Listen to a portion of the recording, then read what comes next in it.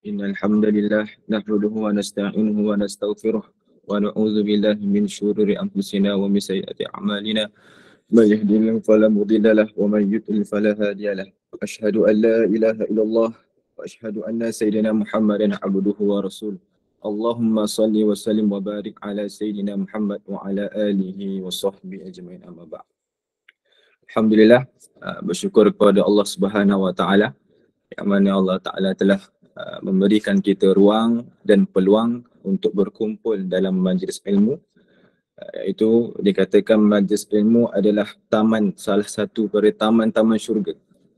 Yang mana kalau kita berada di syurga, maka apa yang kita niatkan, apa yang kita doakan, itu pasti akan diijabahkan oleh Allah Ta'ala. Jadi para masyayikh biasanya ketika ataupun berada di dalam majlis ilmu, maka mereka banyak doalah apa yang kita nakkan, apa yang kita niatkan, maka akan dikabulkan oleh Allah Ta'ala. Maka antara kelebihan orang yang hadir dalam majlis ilmu, iaitu Allah Ta'ala akan menyebutkan namanya di hadapan para malaikat. Wa dzakarahumullahu fi man indah. Allah Ta'ala akan menyebutkan nama-nama orang yang hadir dalam majlis ilmu ini di hadapan para malaikat. Yang mana para malaikat itu tidak ada dosa. Bila diperintahkan solat, maka akan solat. Diperintahkan zikir, maka akan zikir. Maka kita patut rasa beruntung. Allah Ta'ala tengah menyebut nama kita di hadapan para malaikat. Patut kita rasa beruntung. Seperti mana kalau orang-orang yang ternama di dunia, contoh mungkin Sultan, Perdana Menteri, dia sebut nama kita di TV, kan, di halayak orang ramai, pasti kita akan bangga.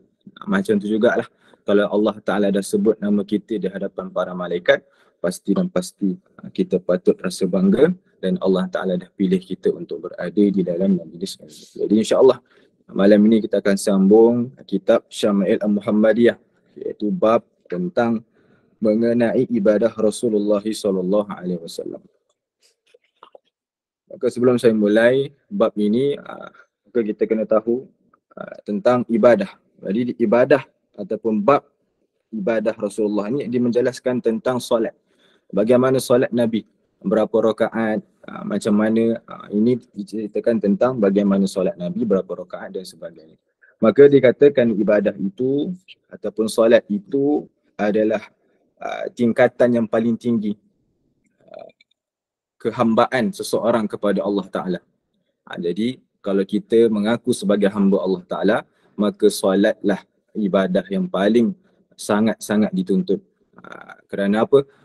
Kepala kita ni mulia kan?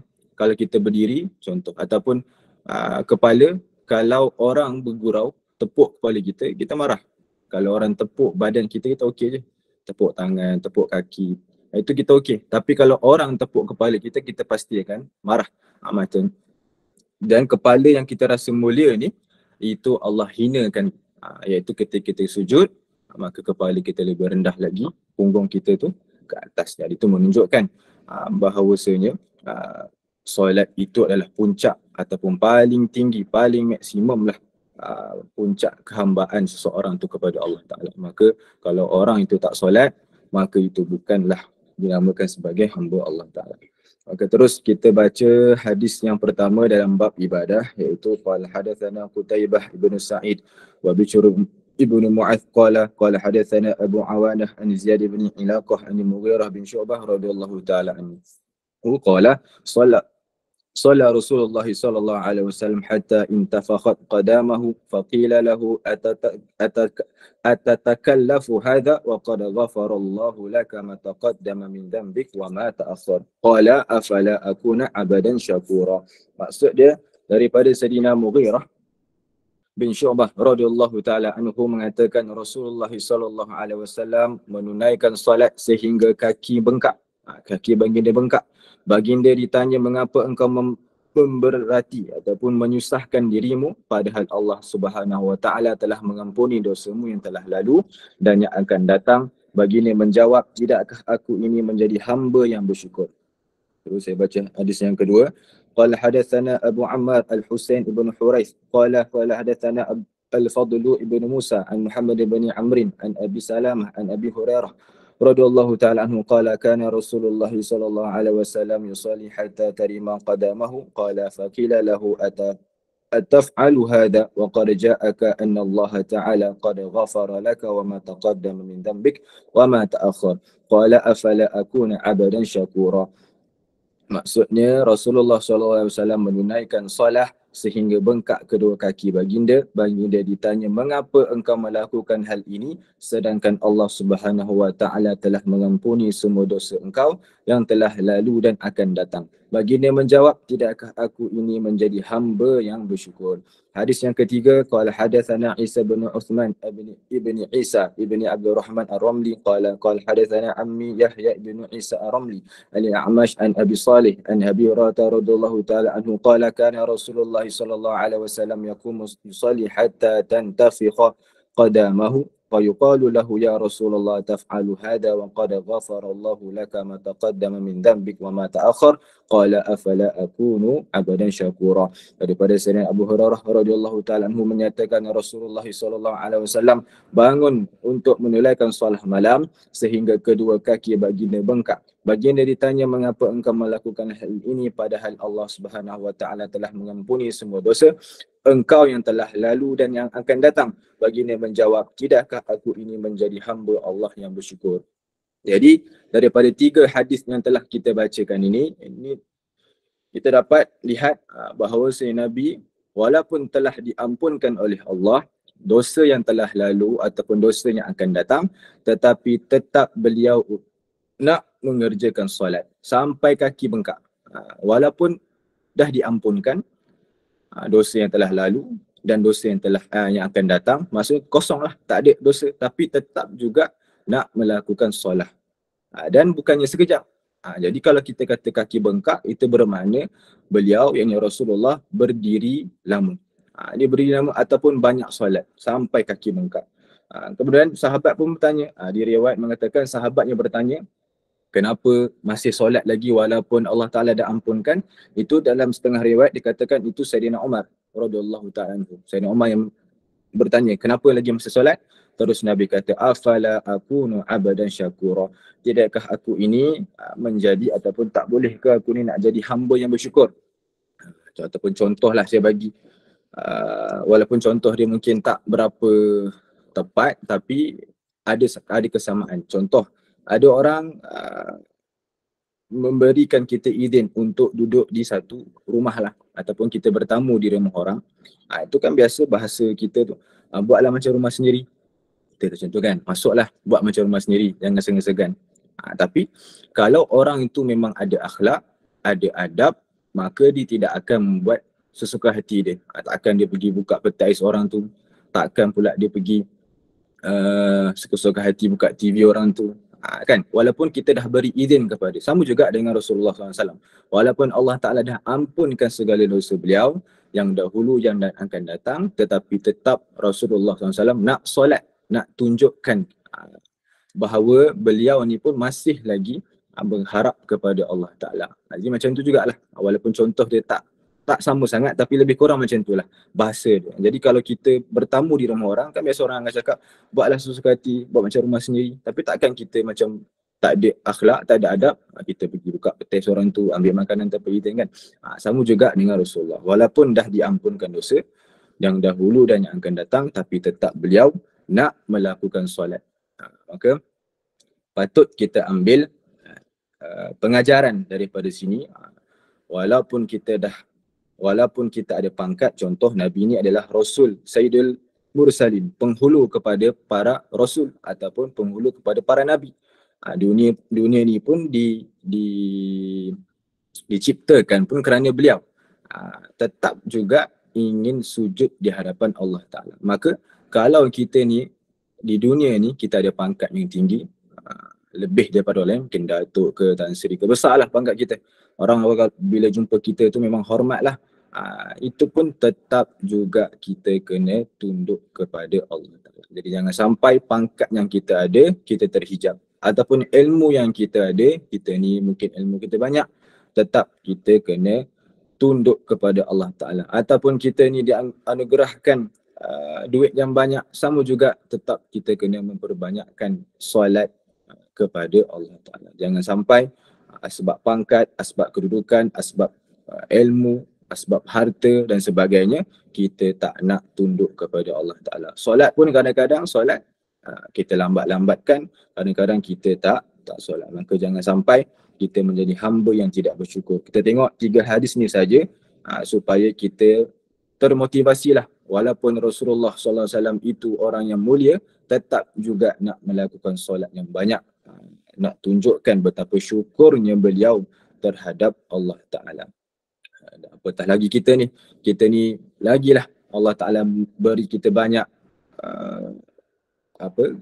kelebihan ataupun kehidupan, nyawa ataupun nafas, itu semua Allah Ta'ala beri kepada kita, maka patut kita rasa syukur.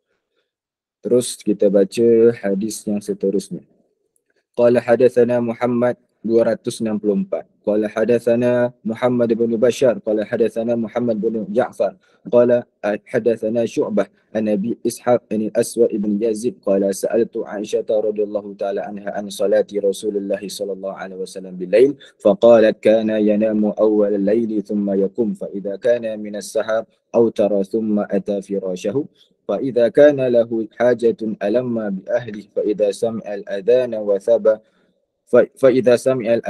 وثب فإن كان جنبا أفاض عليه من الماء وإلا توضأ وخرج إلى الصلاة.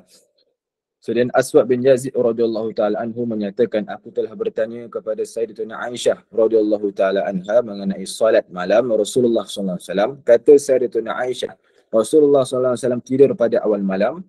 Kemudian baginda bangun pada tengah malam. Apabila waktu sahur telah tiba, baginda menunaikan solat witir. Setelah itu baginda kembali ke tempat tidur. Sekiranya baginda berhajat kepada isterinya, baginda akan datang kepadanya. Apabila baginda mendengar azan, baginda terus bangun. Jika baginda dalam keadaan berjunub, baginda pun mandi. Jika tidak, maka baginda akan berwuduk lalu menunaikan solat. Ini sahabat bertanya kepada Sayyidatuna Aisyah. Kenapa tanya kepada beliau? Kerana beliau lebih tahu ahwal ataupun keadaan Nabi ketika di rumah. Itu tak semua sahabat tahu apa sahaja yang dilakukan oleh Nabi di dalam rumah. Mestilah ditanyakan kepada isteri-isteri Nabi, macam mana cara Nabi di rumah, macam mana cara layan Nabi di rumah, macam mana ibadah Nabi di rumah. Kerana itulah ditanyakan kepada Sayyidatuna Aisyah bagaimana solat Nabi di waktu malam. Kemudian beliau berjawablah, Nabi akan tidur awal, kemudian bangun ketika sahur, iaitu ketika awal pagi, bangun untuk menunaikan solat witir. Setelah itu kembali kepada tempat tidur. Sekiranya ada hajat dengan isteri, maka akan dilakukan. Jika tidak, maka beliau akan tidur sampailah azan, yang azan subuh yang dilaungkan oleh Sayyidina Bilal nanti.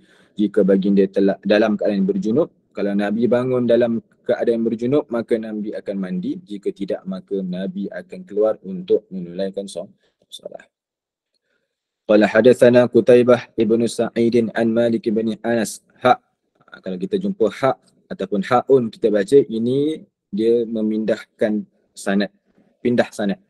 قال حدثنا إسحاق بن موسى الأنصاري قال حدثنا معن عن مالك عن مخرمة بن سليمان عن قريب عن ابن عباس أنه أخبره أنه بات عند ميمونة وهي خالته قال فاضطجعت في أرض الوسادة واضطجع رسول الله صلى الله عليه وسلم في طولها فنام رسول الله صلى الله عليه وسلم حتى إذا انتصف الليل أو قبله بقليل أو بعده بقليل فاستيقظ رسول الله صلى الله عليه وسلم فجعل يمسح النوم عن وجهه ثم قرأ العشر آيات الخواتم من سورة آل عمران ثم قال إلى شن معلق فتوضأ منها فأحسن الوضوء ثم قام يصلي قال عبد الله بن عباس رضي الله تعالى عنهما فقمت إلى جنبه فوضع رسول الله صلى الله عليه وسلم يداه اليمنى على رأسي ثم أخذ بأذن اليمنى ففتلها فصلى ركعتين ثم ركعتين ثم ركعتين ثم ركعتين ثم ركعتين ثم ركعتين قال معن 6 مرات ثم أوتر ثم اضطجع حتى جاءه المؤذن فقام فصلى ركعتين خفيفتين ثم خرج فصلى الصبح Sayyidina Ibnu Abbas radhiyallahu taala anhuma menyatakan beliau pernah bermalam di rumah ibu saudaranya iaitu Sayyidatuna Maimunah isteri Rasulullah sallallahu alaihi wasallam. Ketika itu beliau masih kecil lagi. Beliau mengisahkan aku berbaring memanjang sementara Rasulullah sallallahu alaihi wasallam berbaring melintang. Baginda tidur sehingga terjaga pada tengah malam seketika sebelumnya atau seketika sesudahnya. Setelah bangun daripada tidur, baginda menghilangkan kesan-kesan tidur dari wajah baginda. Ini salah satu sunnah juga yang jaranglah orang lakukan, iaitu ketika kita bangun, terjaga antaranya, kita baca doa lah kan, di antaranya adalah kita menghilangkan kesan-kesan tidur di wajah, iaitu gunakan tangan kita lah. Ini sapu muka kita macam ni. Sapu tu hilangkan kesan-kesan tidur ketika kita baru bangun daripada tidur. Itu jaranglah orang buat, maka nanti kita amalkan.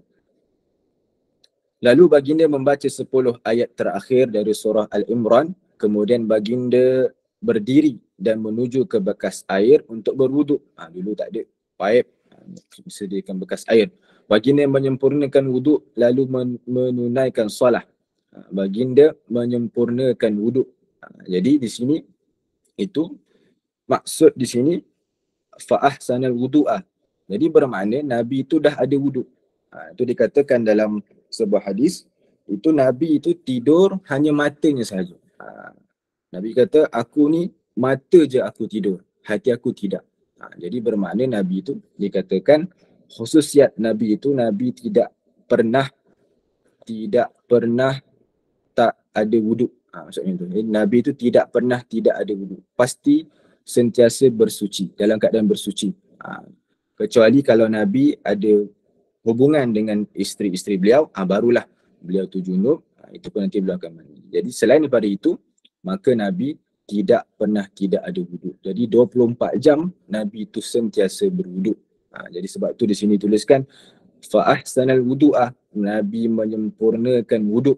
Maksudnya Nabi sempurna, Nabi ambil lagi wuduk untuk disempurnakan. Jadi ataupun tafsiran yang lain, sempurnanya wuduk itu, maksud sempurnanya wuduk, kita wuduk secara menyeluruh, iaitu fardu dan sunnah-sunnahnya. Jangan sampai kita tak melakukan sunnah-sunnah yang ada di dalam wuduk. Kita buat yang wajib saja. Itu pun kalau nak cepat, kadang-kadang kita basuh muka sekali, tangan sekali, kepala, kaki. Itu pun gitu-gitu je. Sunnah-sunnah kita tak buat. Maka kita ubah kita punya style lah. Kita dah baca banyak syama'il, mungkin kita dah baca tentang sirah-sirah Nabi sepanjang bulan Rabiul Awal ini. Kita dah mungkin dah lebih kenal Nabi macam mana, sifat macam mana, akhlak macam mana. Jadi kita cuba ubah juga diri kita bermula dengan wuduk kita. Sebab tu dalam sebuah hadis disebutkan miftahul jannah as-salah, miftahus salah at-tuhur. Jadi kunci syurga itu adalah solat. Kunci solat adalah suci. Maka suci itu mestilah suci yang secara sempurna. Walaupun sah-sah saja wuduk kita dengan perkara-perkara yang wajib, tetapi kalau kita betul-betul cintakan Nabi, sayangkan Nabi, kita nakkan Nabi, memberi syafaat kepada kita, maka kita ikutilah segala-gala sunnah-sunnah yang telah diajarkan kepada kita. Jadi mana mungkin kita kata kita cintakan Nabi tapi kita tak ikut cara Nabi. Kan Nabi tu uswatun hasanah, ikutan ataupun panutan yang baik, yang patut kita contohi, yang terbaik. Kita punya idola. Kalau kita idolakan sesuatu, artis ke, pemain bola ke, pasti kita nak ada baju gambar dia, ataupun kita nak rambut macam dia, ataupun kita nak style sepak. Kalau contoh Ronaldo, orang minat sepak free kick dia, nak gaya macam dia, semua kita nak ikut. Jadi kalau kita kata kita cintakan Nabi, tapi kalau satu apa pun kita tak ikut cara Nabi, maka itu bukan cinta. Jadi cinta tu perlu dengan pengorbanan, perlu dengan pembuktian. Jika cinta itu tidak dengan pengorbanan ataupun dengan pembuktian, maka itu dusta. Jadi patutlah kita ikut bagaimana cara Nabi berwuduk. Itu banyak kitab-kitab, kita boleh tanya asatizah kita banyak macam mana cara berwuduk secara sunnah. Kemudian solat secara sunnah, bagaimana cara Nabi solat, angkat takbir macam mana, rukuk macam mana, letak tangan macam mana, cara tahiyat tangan macam mana. Itu semua ada sunnah-sunnahnya, ada cara-caranya. Yang sekarang ni orang solat ikut sesuka hati je. ikut cara masing-masing. Tak, kita ada idola kita ada panutan kita, maka kita cari tahu bagaimana cara solat Nabi, bagaimana cara wuduk Nabi. Mudah-mudahan kalau kita dapat ikut sunnah-sunnah Nabi, maka kita akan terkumpul dengan Nabi di syurga nanti. Berdepatan dengan hadis Nabi, man ahya sunnati faqad ahabbani, barang siapa yang menghidupkan sunnahku, maka sungguh dia mencintaiku. Barang siapa yang mencintaiku, Nabi kata dia akan bersama Nabi nanti di dalam syurga. Ataupun dalam hadis yang lain, man tamassaka bi sunnati, barang siapa yang berpegang teguh dengan satu sunnahku, inda fasadi ummati, ketika fasad ataupun rosaknya umat, falahu ajru mi'ati syahidin, dia dapat 100 pahala mati syahid. Hanya satu sahaja sunnah yang dihidupkan, hanya satu sunnah saja yang dia berpegang teguh. Maksudnya dia pegang, contoh dia nak siwak, dia amalkan siwak sampai dia mati, itu saja sunnah yang dapat dia lakukan, maka dia akan dapat 100 pahala mati syahid. Yang mana dulu para sahabat kalau nak dapatkan satu saja pahala mati syahid, itu pasti kena mati, kena tinggalkan keluarga, tinggalkan anak bini, kena korbankan harta, masa. Itu semua untuk mendapatkan ganjaran pahala syahid itu. Kita umat akhir zaman, umat Nabi, itu hanya diberikan 100 pahala mati syahid hanya dengan mengamalkan sunnah Nabi Muhammad sallallahu alaihi wasallam. Itu zaman kita sekarang lah, yang mana orang dah tak peduli tentang sunnah-sunnah, maka kita ni Allah beri hidayah kepada kita, moga-moga Allah beri taufik kepada kita, kita amalkan sunnah-sunnah yang ada. Paling saya tekankan lah, iaitu sunnah wuduk dan sunnah solat.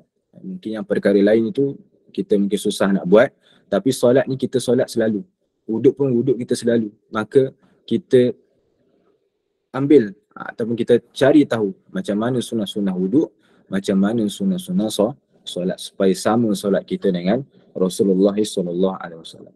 Sambung.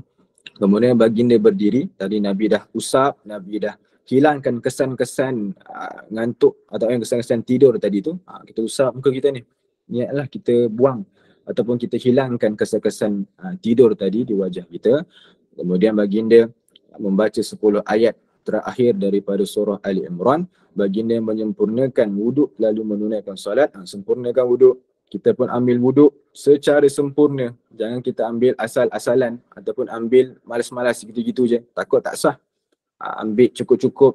Contoh batas kita punya siku sampai situ, sampai siku tu je kita lebihkan.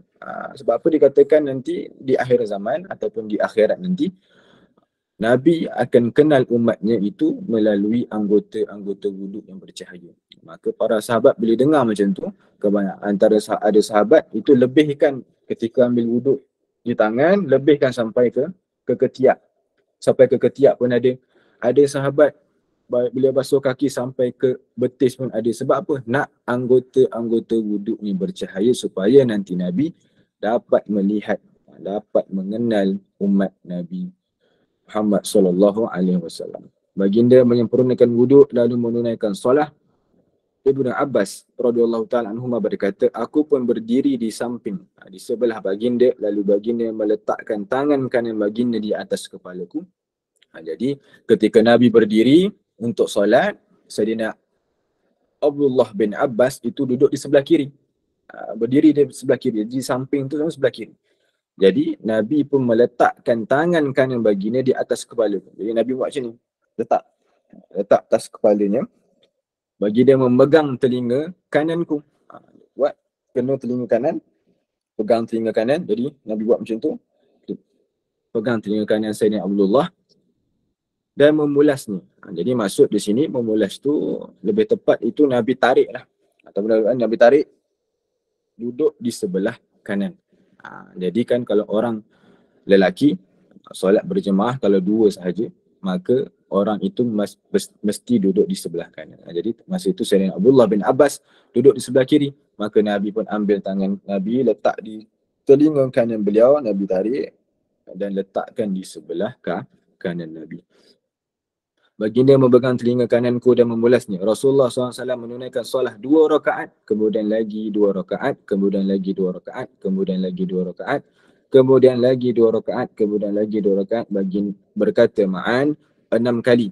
Kemudian baginda menunaikan solat witir. Setelah itu baginda berbaring ketika terdengar adzan baginda bangun dan menunaikan solat 2 rakaat yang ringkas, kemudian baginda keluar dan menunaikan solat subuh. Jadi Nabi solat sunat qabliyah fajar ataupun qabliyah subuh itu di rumah. Jadi Nabi solat dulu, solat sunat qabliyah subuh itu di rumah, barulah beliau menuju ke masjid untuk menunaikan solat fardu subuh. Jadi di sini disebutkan 2 rakaat, kemudian 2 rakaat, kemudian 2 rakaat, itu menunjukkan Nabi hanya buat 2 kali satu salam. 2 kali satu salam. Itu lebih afdal. Boleh je kita nak buat 10 tu straight. Nak buat 10 straight, nanti yang rakaat terakhir, yang ke-10 baru kita salam. Boleh. Tetapi di sini Nabi buat 2 lepas tu salam. 2 lepas tu salam. Itu menunjukkan itu yang lebih afdal. Buat 2 rakaat, lepas tu baru bagi salam. Bangun lagi, buat terus bagi salam. Terus hadis yang seterusnya, qala hadatsana Abu Quraib bin Muhammad ibn Ala qala hadatsana Waqi' an Syu'bah an Abi Jamrah an Ibn Abbas radhiyallahu ta'ala anhuma qala kana an-nabiy sallallahu alaihi wasallam yusalli min al-laili 13 rak'atan. Ibn Abbas radhiyallahu ta'ala anhuma menyatakan Rasulullah sallallahu alaihi wasallam salat malam sebanyak 13 rakaat. Qala hadatsana Qutaibah ibn Sa'id qala hadatsana Abu Awanah an Qatadah an Zurarah ibn Aufa an Sa'd bin Hisham an Aisyah radhiyallahu ta'ala anha anna an-nabiy sallallahu alaihi wasallam kana idza lam yusalli bil-lail mana'ahu min dhalika an-nawm aw ghalabathu 'aynahu shalla min an-nahari 12 rak'atan. Daripada Sayyidatuna Aisyah radhiyallahu ta'ala anha menyatakan jika Rasulullah sallallahu alaihi wasallam tidak sempat menunaikan solat malam, sama ada kerana tidur ataupun mengantuk, baginda menunaikan solat 12 rakaat pada siang hari.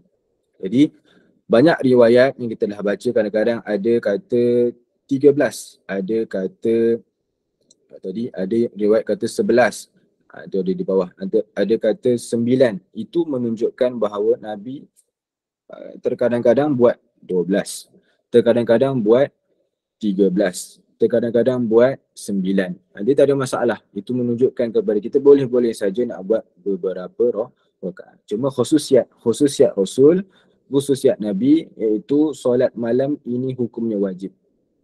Jadi perkara yang sunnah bagi kita, itu wajib bagi Nabi. Apa yang sunnah bagi kita, wajib bagi Nabi. Itu khususiat Nabi macam tu, khususiat Rasul. Jadi apa yang sunnah bagi kita, wajib bagi Nabi. Contoh, bersiwak. Itu siwak, Nabi kata laula an asyqa ala ummati, kalaulah aku ni tak nak memberatkan hamba-Ku, tak nak memberatkan kita, nescaya la amartuhum, nescaya aku akan perintahkan kepada kalian, kepada kita lah, umat Nabi Muhammad, bisiwak, dengan siwak ma'aku li salatin, setiap kali nak solat. Itu kalau Nabi tak fikir kita ni macam mana, maka habislah kita. Tetapi bagi Nabi, pada sisi Nabi, siwak itu wajib. Solat malam, solat tahajud itu wajib. Witir itu wajib bagi Nabi. Tapi kita itu hanya sunnah saja. Ada siapa nak sambung baca hadis ke 267?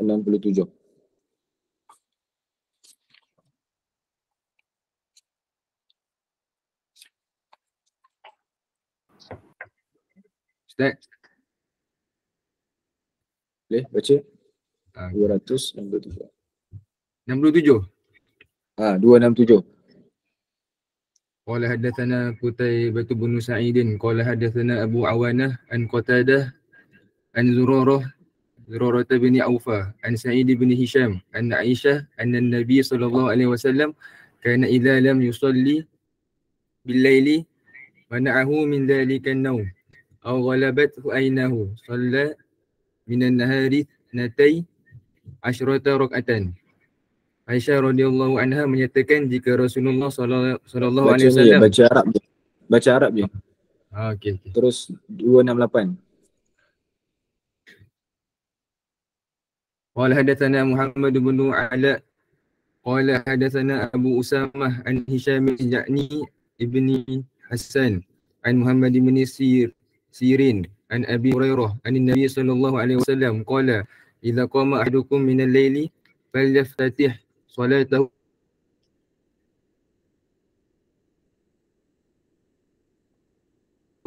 salatahu.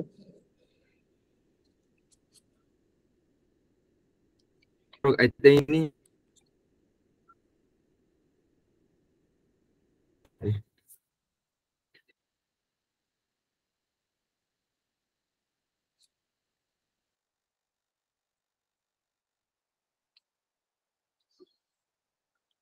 Okey.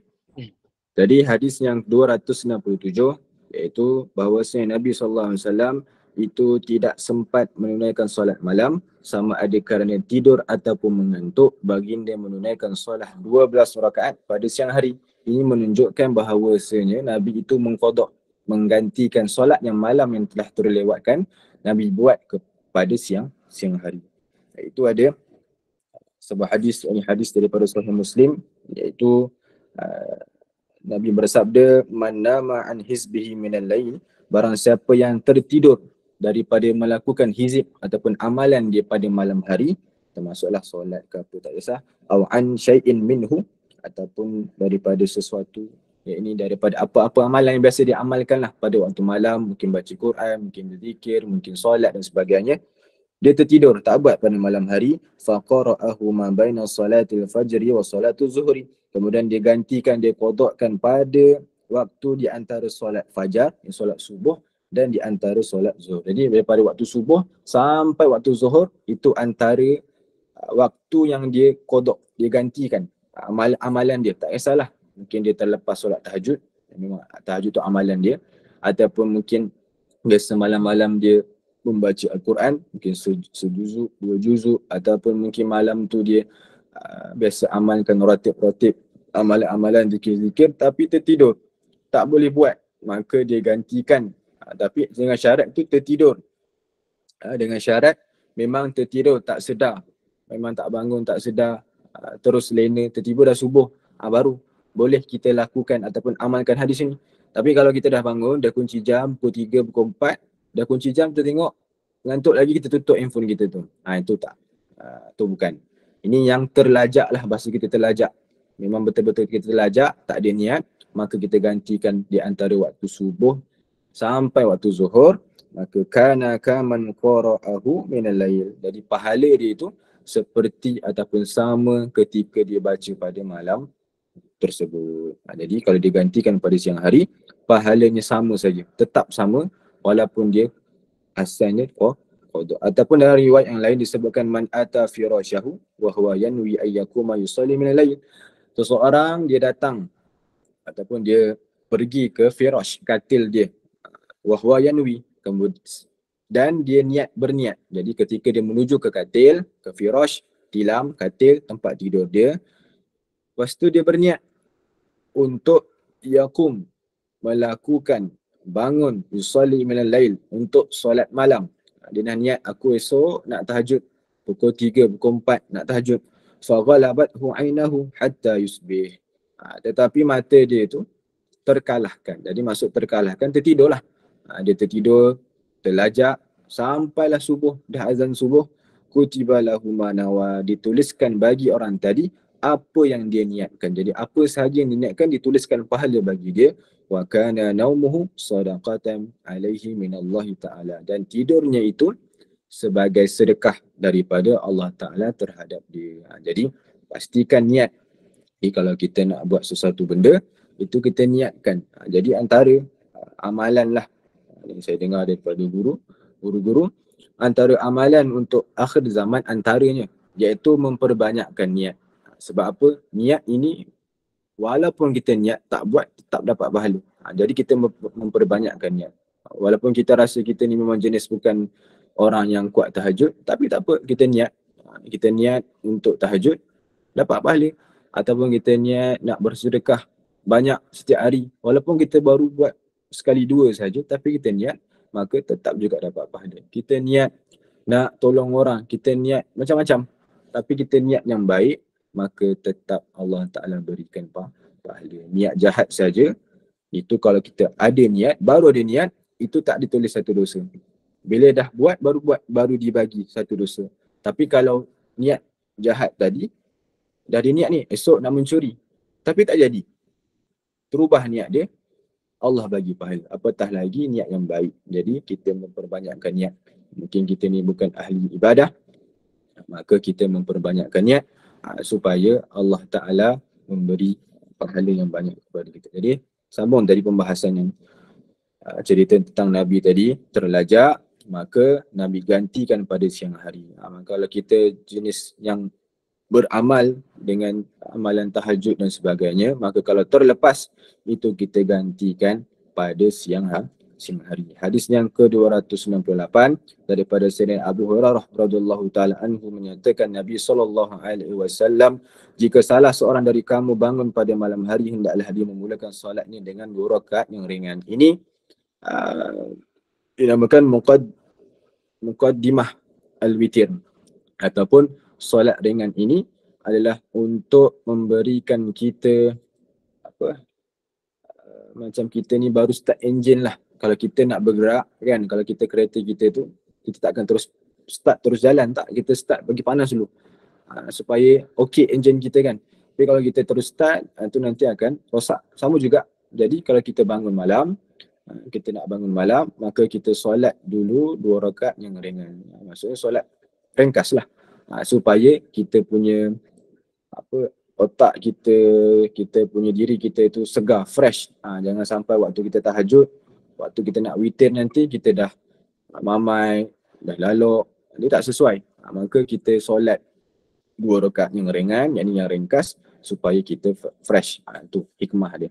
Hadis yang 269, qala hadatsana Qutaibah ibnu Sa'id an Malik ibn Anas qala hadatsana Ishaq bin Musa qala hadatsana Ma'nun qala hadatsana Malik an Abdullah bin Abi Bakr an abihi anna Abdullah bin Qais ibn Makhrama akhbarahu an Zaid bin Khalid al-Juhani annahu qala la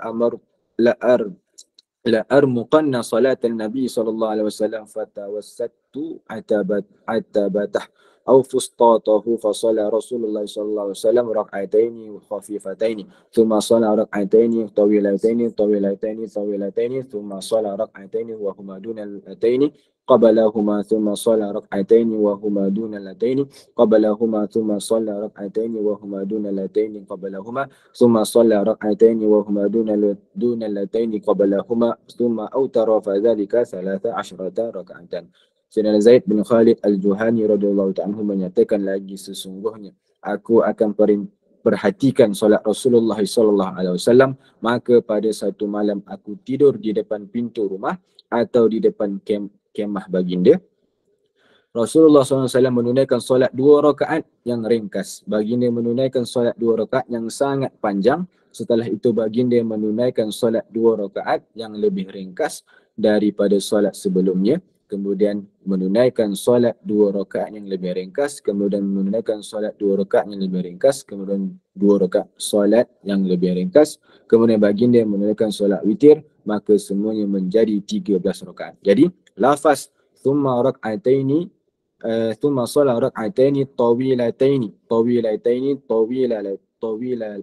tawilataini itu menunjukkan tentang takkid, penguat bahawasanya 2 rakaat yang pertama Nabi buat setelah 2 rakaat yang ringan tadi, itu Nabi buat 2 rakaat yang lama, panjang. Tadi kita dah start engine tadi, 2 rakaat yang ringan tadi, maka 2 rakaat yang seterusnya Nabi buat tawilatain, panjang. Itu menunjukkan Nabi buat 2 rakaat yang panjang. Kemudian 2 rakaat seterusnya Nabi kurangkan sikit lagi, maksudnya dah tak lama sangat. Dan seterusnya 2 lagi sama, kurang lagi daripada yang tadi, kurang lagi sampailah 12 rakaat. Kemudian dah 12 rakaat Nabi tambah 1 lagi, thumma autara 1 rakaat, maka jumlahnya itu menjadi 13 rakaat. Jadi 12 kali tahajud ataupun solat sunat yang lain, campurlah kalau kita nak buat, maka satu tu ditutup dengan solat witir. Qala hadatsana, hadis ke-270, Ishaq ibn Musa qala hadatsana Ma'nun qala hadatsana Malik an Sa'id bin Abi Sa'id al-Maqburi an Abi Salamah an ibn Abdurrahman annahu akhbaru annahu sa'ala Aisyah radhiyallahu ta'ala anha kaifa kanat salatu Rasulullah sallallahu alaihi wasallam fi Ramadan, faqalat ma kana Rasulullah sallallahu alaihi wasallam liyazida fi Ramadan wala fi ghairihi ala 11 rak'atan yusalli arba'an la tas'al عن حسنهن وطولهن ثم يصلي أربعا لا تسأل عن حسنهن وطولهن ثم يصلي ثلاثا. قالت عائشة قلت يا رسول الله أتنام قبل أن توتر؟ فقال يا عائشة إن عيني تنامان ولا ينام قلبي. Abu Salamah, Sayyidina Abu Salamah bin Abdul Rahman radhiyallahu ta'ala anhu pernah bertanya Sayyidatuna Aisyah radhiyallahu ta'ala anha tentang solat Rasulullah sallallahu alaihi wasallam pada bulan Ramadan. Sayyidatuna Aisyah menjawab Rasulullah SAW tidak pernah menunaikan solat pada malam solat malam pada bulan Ramadan atau di luar bulan Ramadan lebih dari 11 rakaat. Ini riwayat 11 pula. Dia kata 13. Pertama, bagi dia solat 4 rakaat, janganlah kamu bertanya tentang keelokan dan panjang solat. Jadi maksud beliau tu jangan tanya bagaimana Nabi solat tu. Nabi solat memang lama, bagus, khusyuk.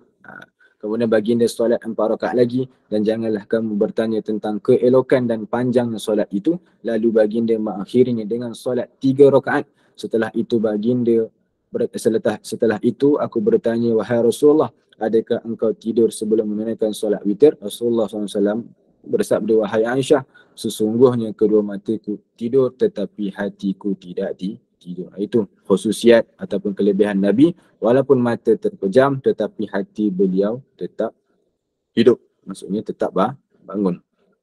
Kalau kita mata tercelik pun hati dah ke mana-mana dah. Jadi tadi solat witir 3 rakaat. Di sini kita ada sunnah, antara sunnah solat witir itu adalah surah-surah yang dibaca pada solat witir. Yang pertama, rakaat pertama kita baca Al-Fatihah. Kemudian rakaat kedua kita baca Al-A'la. Itu sunnah-sunnah ni. Rakaat yang kedua pula witir kita baca surah Al-Kafirun. Surah Al-Kafirun. Rakaat yang ketiga kita baca 3 kul. Itu sunnah yang paling patut kita laksanakan. Kadang-kadang kita solat di masjid, solat tarawih, itu tak diamalkan. Maka ini solat witir antara surah-surah sunnah yang patut, yang layak kita lakukan. Itu tadi solat rakaat yang pertama adalah surah Al-A'la, Sabbihisma Rabbikal A'la. Rakaat yang kedua Al-Kafirun, rakaat yang ketiga adalah 3 kul.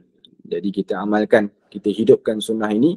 Macam mana tadi hadis yang saya dah kongsikan tadi, barang siapa yang hidupkan sunnah itu maka dia betul-betul cintakan Nabi. Ada barang siapa yang cintakan Nabi, pasti dan pasti dia akan berada di dalam syurga nanti.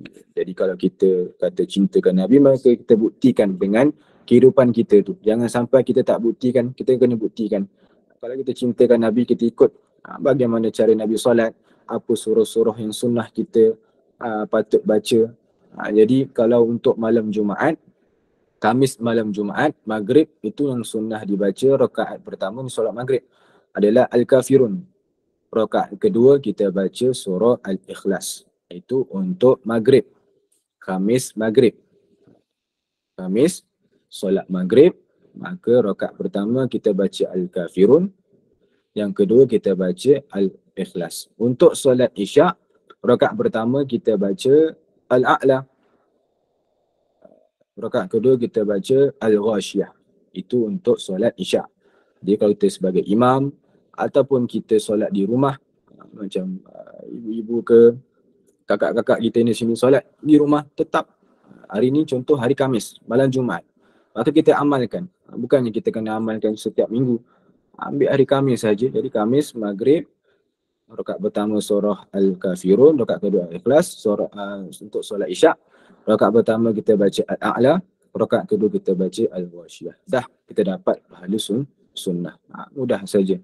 Tak ada perlu kita angkat pedang, angkat ini, angkat itu. Tak. Jadi kita hanya menghidupkan sunnah, maka itu pun dah dapat bersama baginda nanti dalam syurga dan juga dapat 100 pahala mati syahid. Terus kita sambung hadis 271. Qala hadatsana Ishaq ibnu Musa qala hadatsana Ma'nun qala hadatsana Malik an Ibn Shihab an Urwah an Aisyah radhiyallahu ta'ala anha anna Rasulullah sallallahu alaihi wasallam kana yusalli min al-laili 11 rak'atan yutiru minha biwahidatin fa idza faragha minha ittaja'a ala shikkil ayman. daripada Sayyidatuna Aisyah radhiyallahu taala anha menyatakan Rasulullah sallallahu alaihi wasallam menunaikan solat malam sebanyak 11 rakaat. Baginda berwitir 1 rakaat. Ini 1 pula, tadi 3. Setelah selesai solat, baginda berbaring di atas lambung yang kanan. Jadi dah banyak riwayat kita baca, ada yang 11, ada yang 13, nanti ada juga riwayat lain 9. Maka kita amalkan, kita buat, jangan sampai tak buat. Yang tak boleh, yang tak bagus tu langsung tak buat. Kita sibuk cari riwayat-riwayat, kita sibuk baca Syama'il, Nabi solat berapa rakaat malam kita sibuk, dah tahu dah. Tapi kita tak buat, itu yang lebih teruk. Terus hadis yang seterusnya, qala hadatsana Ibnu Abi Umar qala hadatsana Ma'an an Malik an Ibn Shihab nahwahu wa qala hadatsana Qutaibah an Malik an Ibn Shihab nahwah. Maksudnya semisalnya, sama hadisnya. Qala hadatsana Hannad qala hadatsana Abul Ahwas عن الأعمش عن إبراهيم عن الأسود عن عائشة رضي الله تعالى عنها قالت كان رسول الله صلى الله عليه وسلم يصلي من الليل 9 ركعات. Ini 9 pula. Sayyidatuna Aisyah menyatakan Rasulullah SAW menunaikan solat malam itu sebanyak 9 rakaat. Jadi kenapa dikumpulkan beberapa riwayat? Itu supaya kita tahu. Ada riwayat mengatakan Nabi solat 9, ada yang kata Nabi solat 11, ada yang kata Nabi solat 13. Hadis 274, qala hadatsana Mahmud ibn Ghailan qala hadatsana Yahya ibn Adam qala hadatsana Sufyan al-Thawri an A'mash nahwa sama.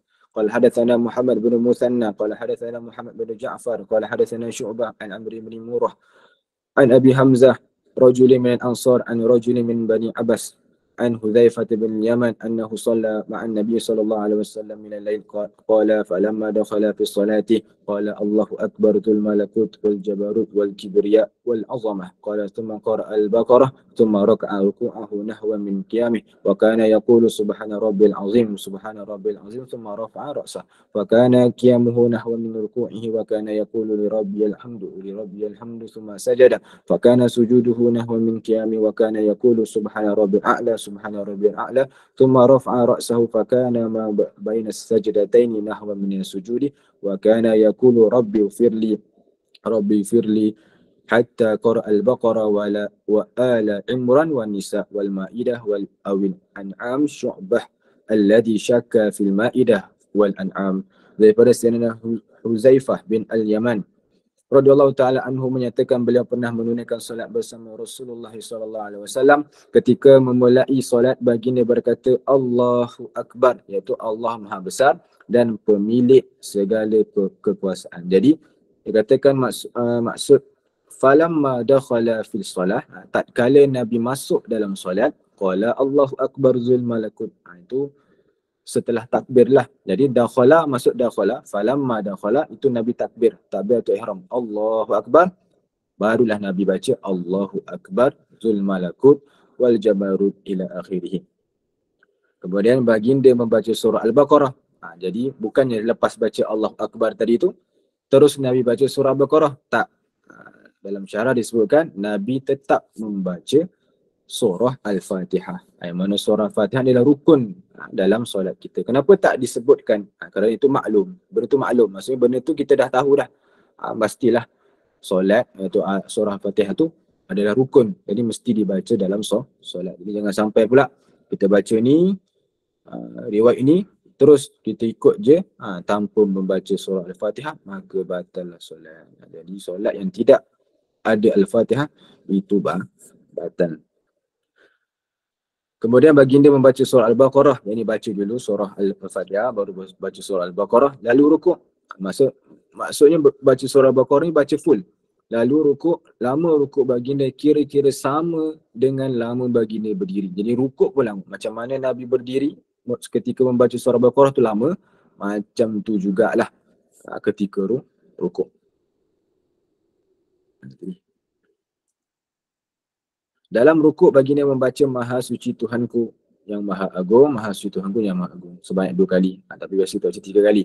Setelah itu Rasulullah SAW bangkit dan berdiri. Yang ini i'tidal, lama baginda berdiri kira-kira sama dengan lama beliau rukuk. Ketika i'tidal Rasulullah SAW membaca hanya milik Tuhanku segala puji, hanya milik Tuhanku segala puji. Kemudian baginda sujud, lama sujud baginda kira-kira sama dengan panjang i'tidal baginda. Dalam sujud baginda berdoa, Maha suci Tuhanku yang maha tinggi, Maha suci Tuhanku yang maha tinggi. Lalu baginda duduk di antara dua sujud dengan panjang yang kira-kira sama dengan ketika baginda sujud. Jadi semua dalam keadaan bergerak tadi, itu lama. Sujud lama, rukuk lama, duduk antara sujud lama. Ketika itu baginda berdoa, wahai Tuhanku ampunilah aku, wahai Tuhanku ampunilah aku. Lalu baginda membaca surah Al-Baqarah, Al-Imran, An-Nisa dan Al-Ma'idah. 276 qala hadatsana Abu Bakar Muhammad ibn Nafi al-Basri qala hadatsana Abdul Samad ibn Abdul Waris an Ismail ibn Muslim al-Abdi an Abi al-Mutawakkil an Aisyah radhiyallahu taala anha qalat qama Rasulullah sallallahu alaihi wasallam bi ayatin minal Qur'ani lailatan. Sayyidina Aisyah radhiyallahu anhu menyatakan Rasulullah SAW menunaikan salat malam dengan hanya membaca satu ayat Al-Quran. Di sini apa yang kita dapat faedah fawaid, iaitu Nabi solat dengan hanya membaca satu ayat Al-Quran, iaitu diulang-ulang. Contoh, Qul huwallahu ahad. Nabi ulang ayat itu.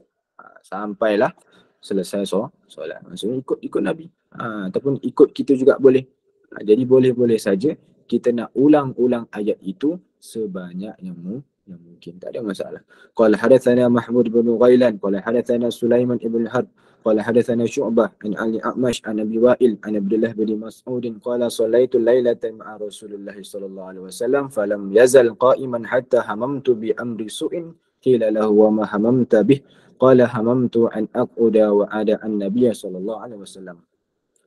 Sayyidina Abdullah bin Mas'ud radhiyallahu taala anhu menyatakan, aku pernah solat malam bersama Rasulullah sallallahu alaihi wasallam. Baginda berdiri sangat lama sehingga timbul niat buruk di hatiku. Jadi Sayyidina Abdullah bin Mas'ud ikut Nabi solat. Jadi beberapa riwayat kita baca tadi, ada sahabat-sahabat yang ikut Nabi solat, iaitu solat sunat. Ikut Nabi solat sunat. Maka di situ diperbolehkan walaupun kita solat sunat tetap boleh berjemaah.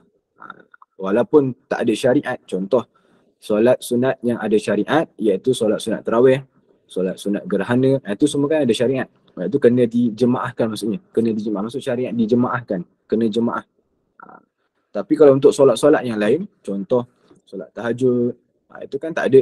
Jadi kat sini kita dapat fawaid lah, faedah, iaitu boleh-boleh saja walaupun solat tahajud, solat apa lagi, solat hajat ke, itu kalau kita nak berjemaah itu diperbolehkan, tak ada masalah. Jadi ketika Sayyidina Abdullah bin Mas'ud mengikut Nabi solat malam, baginda berdiri sangat lama sehingga timbul niat buruk di hatiku. Jadi di hati dalam Sayyidina Abdullah bin Mas'ud tu timbul niat buruk. Sayyidina Abdullah bin Abbas pun ditanya, apa yang engkau niatkan? Beliau menjawab, aku ingin duduk dan meninggalkan Rasulullah SAW. Punya lama Nabi berdiri, itu sampai beliau ada niat buruk. Niat buruk pun kalau niat buruk sangat pun, hanya nak duduk sebab lama sangat Nabi SAW. Terus hadis 278, qala hadatsana Sufyan ibn Waqi' qala hadatsana Jarir qala Ali A'mash nahwahu. Jadi sama je. Okey, ada siapa yang nak baca hadis 279? Saya Ustaz. Okey. حدثنا إسحاق بن موسى الأنصاري قال حدثنا معن قال حدثنا مالك عن أبي النضر عن أبي سلمة عن عائشة أن النبي صلى الله عليه وسلم كان يصلي جالسا فيقرأ وهو جالس فإذا بقي من قراءته قدر ما يكون 30 أو 40 آية قام فقرأ وهو قائم ثم ركع وسجد ثم صنع في الركعة الثانية مثل ذلك. Terus lagi. حدثنا أحمد بن منيع قال حدثنا هشيم قال حدثنا خالد الحذاء عن عبد الله بن شقيق قال سألت عائشة عن صلاة رسول الله صلى الله عليه وسلم عن تطوعه فقالت كان يصلي ليلا طويلا قائما وليلا طويلا قاعدا فإذا قرأ وهو قائم ركع وسجد وهو قائم وإذا قرأ وهو جالس ركع وسجد وهو جالس. Bismillahirrahmanirrahim. Qala haditsana, tadi hadis ke-279, maksudnya Sayyidatuna Aisyah 279. Sayyidatuna Aisyah radhiyallahu anha menyatakan Rasulullah SAW pernah menunaikan solat dalam keadaan duduk, termasuk ketika membaca ayat Al-Quran. Ketika bacaan baginda tinggal kira-kira 30 atau 40 ayat, baginda berdiri dan meneruskan bacaannya sambil berdiri. Kemudian baginda rukuk dan sujud pada rakaat yang kedua, baginda melakukan hal yang sama. Jadi kat sini menunjukkan kita boleh-boleh saja melakukan solat sunat dalam keadaan berduduk. Jadi kalau kita nak solat sunat berduduk, itu tidak ada masalah. Cuma yang bezakannya hanyalah pahala saja. Jadi orang solat duduk, itu pahalanya hanya setengah daripada pahala orang yang berdiri, solat sunat berdiri. Jadi kalau orang yang mampu. Contoh kita ni muda lagi, mampu solat berdiri tapi kita nak solat duduk. Nak solat duduk, boleh tak? Boleh. Cuma pahala kita separuh daripada pahala orang yang solat berdiri, solat sunat berdiri. Tapi kalau orang tu memang ada masyakkah, memang dia tak boleh berdiri, maka ataupun orang antaranya orang-orang tua lah kan, susah nak berdiri, maka dia solat duduk, maka pahalanya sempurna, full lah. Sebab dia ada rukhsah kepada orang tersebut, ada masyakkah. Tapi kalau kita yang masih kuat boleh berdiri tapi nak solat duduk, boleh, tetapi pahala kita separuh sahaja. Cuma untuk Nabi solat duduk pun tetap pahala Nabi sempurna. Sebab tu khususiat kepada Nabi Muhammad SAW. Jadi kalau kita nak cerita tentang khususiat Nabi tu banyak. Kita boleh baca nanti kitab Khususiatul Rasul. Itu semua tentang khususiat Nabi. Nabi ni macam mana, apa yang Nabi tak boleh makan, apa yang Nabi ni semua, apa yang Nabi tak boleh buat, apa yang Nabi boleh buat, apa keistimewaan Nabi, itu banyak. Qala hadatsana Ahmad ibn Mani 280.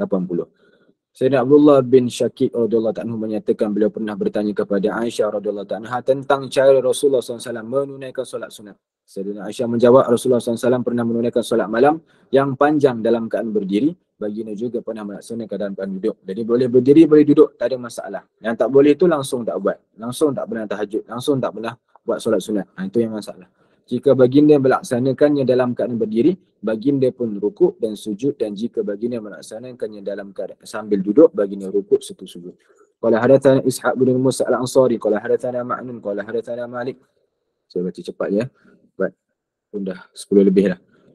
Qala hadatsana Ishaq bin Musa al-Ansari, qala hadatsana Ma'nun, qala hadatsana Malik an ibn Shihab an Sa'id ibn Yazid an Talib ibn Abi Wada'ah an Hafsah zawj Nabi sallallahu alaihi wasallam qalat ma ra'aitu Rasulullah sallallahu alaihi wasallam shalla fi subhati qa'idan hatta kana qabla wafatihi bi'amin fa innahu kana Rasulullah sallallahu alaihi wasallam yusalli fi subhatihi qa'idan wa yaqra'u bis-surati wa yurattiluha hatta takuna atwala minha. Sayyidina Hafsah radhiyallahu anha menyatakan, aku tidak pernah melihat Rasulullah sallallahu alaihi wasallam menunaikan solat sunat sambil duduk sehingga setahun sebelum baginda wafat. Dan wajarlah, Nabi dah tua, jadi Nabi solat duduk. Ketika itu baginda menunaikan solat sunat sambil duduk dan membaca surah dalam Al-Quran secara tartil sehingga surah itu menjadi lebih panjang daripada surah lain yang lebih panjang, tetapi tidak dibaca secara tartil. Qala hadatsana Hasan ibn Muhammad az-Za'farani qala hadatsana Al-Hajjaj ibn Muhammad an ibn Jurayd qala akhbarani Utsman ibn Abi Sulaiman anna Aba Salamah ibn Abdul Rahman akhbarahu an Aisyah radhiyallahu anha akhbarathu anna an-nabiy sallallahu alaihi wasallam lam yamut hatta kana aktsaru salati wa huwa jalisun.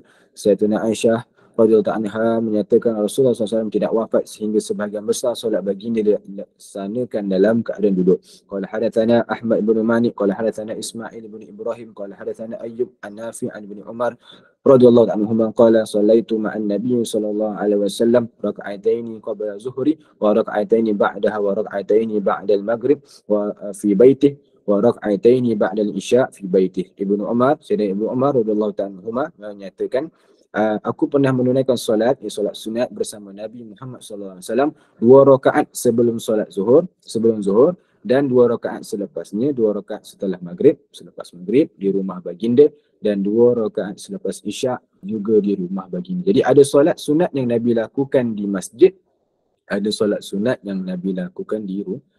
Antaranya adalah solat qabliyah isyak, qabliyah subuh, itu Nabi lakukan di rumah.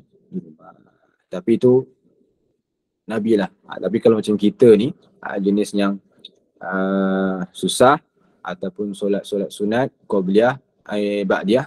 Kalau qabliyah tu boleh lagi di rumah, yang ba'diyah ni kita buat di masjid, buat di surau. Jangan kita niat nak solat sunat ba'diyah itu di rumah. Kalau macam Nabi tak apa. Tapi kalau macam kita ni tak payah. Nanti baru je start motor dah fikiran dah ke mana-mana, tengok kedai, singgah kedai, lepas tu nak sampai rumah lagi baru buka pintu, dah tengok benda lain, tengok phone, semua dah tak buat. Jadi lebih baik orang macam kita, iman yang macam kita ni, kita solat sunat sahaja di masjid. Jangan yang gatal lah, maksudnya jangan ada niat kita nak solat sunat di rumah, itu susah. Jadi solat sunat, yang ni solat ba'diyah, itu semua tu kita lakukan di masjid.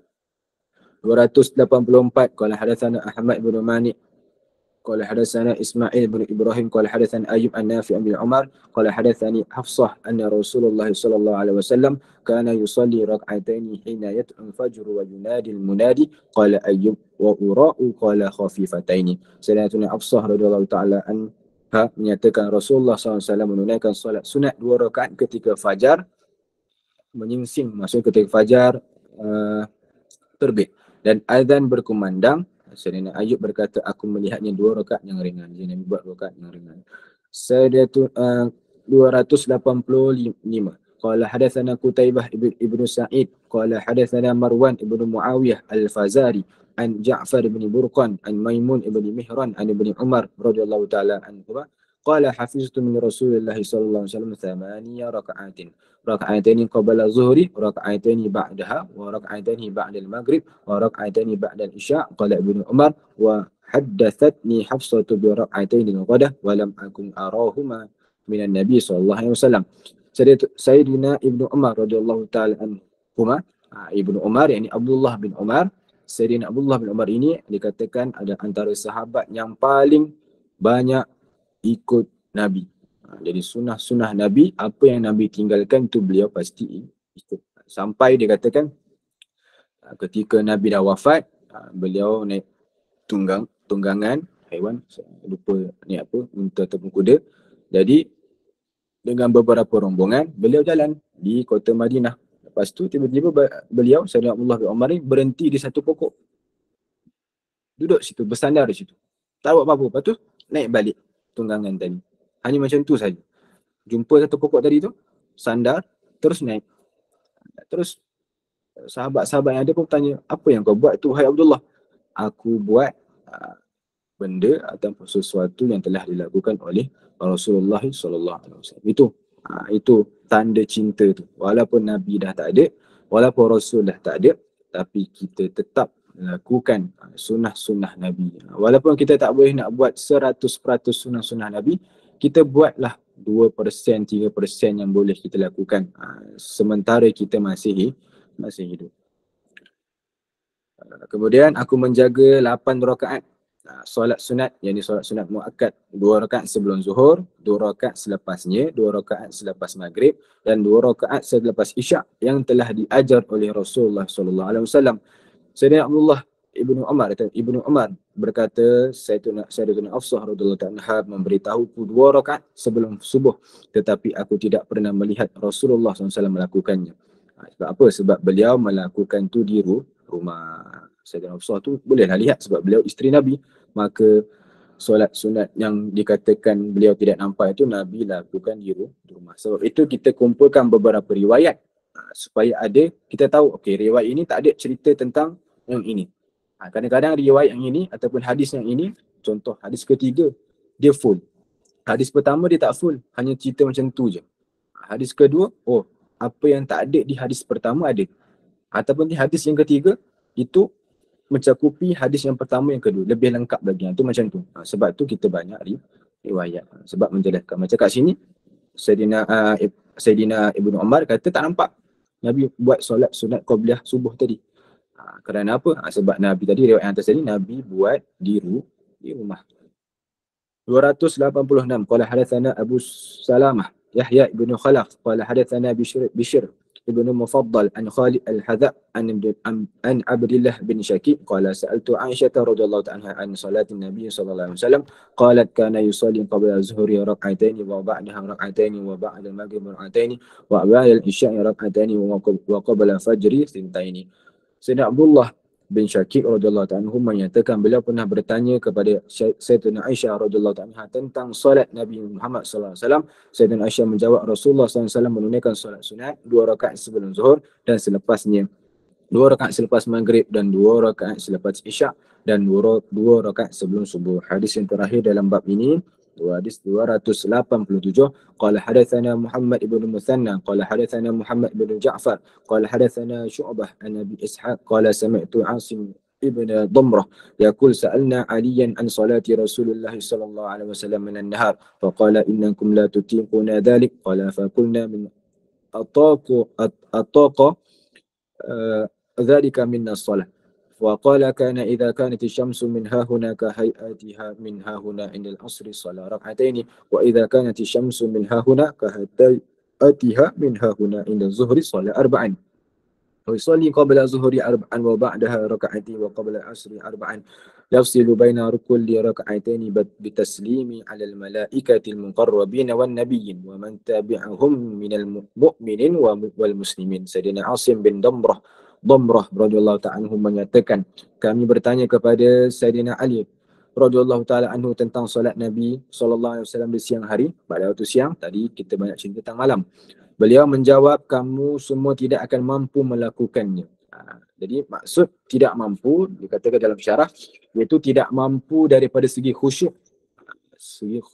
Khusyuk Nabi punya khasyah Nabi ketika solat, takut Nabi terhadap Allah itu tak sama. Jadi kita tak akan sama macam mana Nabi. Itu dikatakan tak mampu tu. Boleh kita buat, dikatakan ada riwayat 9, 11 tu kita boleh buat. Cuma yang tak mampu tu maksudnya daripada segi hati tu. Macam mana Nabi khusyuk tu kita tak boleh. Kita takkan sama. Itu maksudnya. Kami berkata orang yang mampu di antara kami akan melakukannya. Maka Sayyidina Ali berkata ketika matahari dari arah timur telah mencapai jarak yang sama seperti jaraknya dari barat pada waktu asar, maka baginda menunaikan solat 2 rakaat yakni solat duha. Ketika matahari dari arah timur mencapai jarak yang sama seperti jaraknya dari barat pada waktu zuhur, maka baginda menunaikan solat 4 rakaat. Rasulullah SAW menunaikan solat sunnah 4 rakaat sebelum zuhur dan 2 rakaat selepasnya serta 4 rakaat sebelum asar.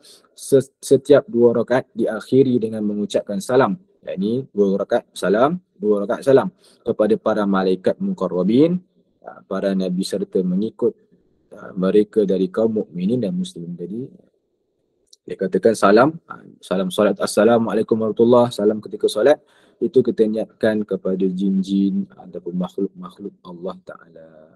Jadi akhir kalam apa yang telah kita bacakan tentang ibadah Nabi itu kita dapat tengoklah macam mana Nabi menunaikan solat malam berapa rakaat, lepas tu Nabi solat sampai kaki bengkak. Itu menunjukkan Nabi bersyukur walaupun dah diampunkan oleh Allah Ta'ala, tetap juga beliau nak solat menunjukkan rasa syukur kepada Allah Ta'ala. Jadi kalau kita bersyukur dengan nikmat-nikmat Allah Ta'ala beri kepada kita, maka kita tunjukkan dalam ibadah. Solatlah kita tunjukkan kita ni hamba yang bersyukur, iaitu kita memperbanyakkan solat. Jadi kita ambillah peluang selagi kita diberi peluang. Macam mana kalau dekat dunia ni kalau kita diberikan peluang, Saya minta masa sikit. Macam mana di dunia kita diberikan peluang. Contoh, ada peluang nak dapatkan kereta, ada peluang nak dapatkan rumah, ada peluang untuk dapat belajar kat sana kat sini. Itu pasti dan pasti kita tak akan tolak. Pasti dan pasti kita akan rebut peluang tu sampai kita dapat. Sama juga ketika kita diberi peluang hidup di dunia ni. Jadi kita ambil peluang. Jangan sampai bila kita dah berpindah kepada alam yang lain, baru kita rasa menyesal. Jadi solat ni penting. Jadi kita ambil peluang lah. Jangan sampai kita jadi seperti janin, baby yang berada di perut ibunya selama 9 bulan 10 hari tu. Yang mana baby tu, dia tak tahu fungsi tangan. Kan ketika dia 4 bulan, kan roh tu dah ditiup. Sifat dia semua sempurna ketika baby janin dalam perut. Kan dalam mak kita tu. Tangan ada dah, kaki ada, ini yang normal. Tangan ada, kaki ada, mata ada, telinga ada, semua ada, mulut ada, hidung ada, semua ada lengkap. Tapi dia masih tak tahu fungsi. Tangan tu untuk apa? Kaki tu untuk apa? Mata tu untuk apa? Semua dia tak tahu fungsinya apa. Tapi ketika dilahirkan di dunia, barulah dia tahu tangan ni boleh untuk memegang. Oh, tangan ni boleh untuk memberi, menerima. Oh, kaki ni boleh melangkah, kaki ni boleh menyepak, kaki ni macam-macam. Oh, mata ni boleh melihat, lihat itu, lihat ini. Dan kita pun boleh tahu juga ataupun boleh nampak apa yang kita nak lihat. Jadi mata boleh menjadi asbab pahala, tangan pun boleh menjadi asbab pahala jika kita tahu apa fungsi-fungsi yang telah diberikan kepada kita. Jadi jangan sampai yang dikatakan kita tu melakukan kesalahan yang kedua lah. Maksudnya tu ketika dalam perut kita tak tahu kegunaan tangan. Tapi kita dah lahir masih lagi tak tahu kegunaan tangan. Nanti jangan sampai kita dah masuk ke dalam kubur, iaitu alam barzah, baru kita tahu tangan ni rupa-rupanya masa dekat dunia, oh boleh beri sedekah. Oh, tangan ni masa dekat dunia boleh tolong orang. Oh, lidah, mulut ini masa dekat dunia boleh rupanya dapatkan pahala baca Quran. Oh, telinga ni boleh juga rupanya dapatkan pahala dengar Quran, dengar kisah-kisah Nabi ke, dengar ilmu dan sebagainya. Oh, mata boleh datangkan pahala, tengok ulama, tengok Quran, tengok Kaabah. Jangan sampai kita dah berpindah alam, barulah kita menyesal, kita tak amalkan atau kita tak ambil peluang yang telah Allah berikan. Ini anggota-anggota badan kita tadi tu. Jadi kita ambil peluang ketika Allah dah bagi kita facility lah, maksudnya kita dah dapat semua kaki tangan ni, maka kita tunjukkan dengan ibadah. Kemudian yang terakhir, selawatlah sebanyak-banyak yang mungkin, kerana itu akan memberikan cahaya kepada kita di dunia dan di akhirat. Jadi ada soalan ni. Sekejap. Mana? Sekejap. Tadi ada soalan tentang solat isyak tadi. Solat isyak itu surahnya adalah surah rakaat pertama surah Al-A'la, rakaat kedua surah Al-Ghashiyah. Mungkin ada yang saya tak dapat jawab, nanti boleh tanya di dalam WhatsApp. Mungkin itu saja yang dapat saya kongsikan pada malam ini. Segala kekurangan saya mohon maaf. Kelebihan itu datang dari Allah Ta'ala. Semoga kita istiqamah sampailah penghujung kitab ini sampai selesai. Assalamualaikum warahmatullahi wabarakatuh.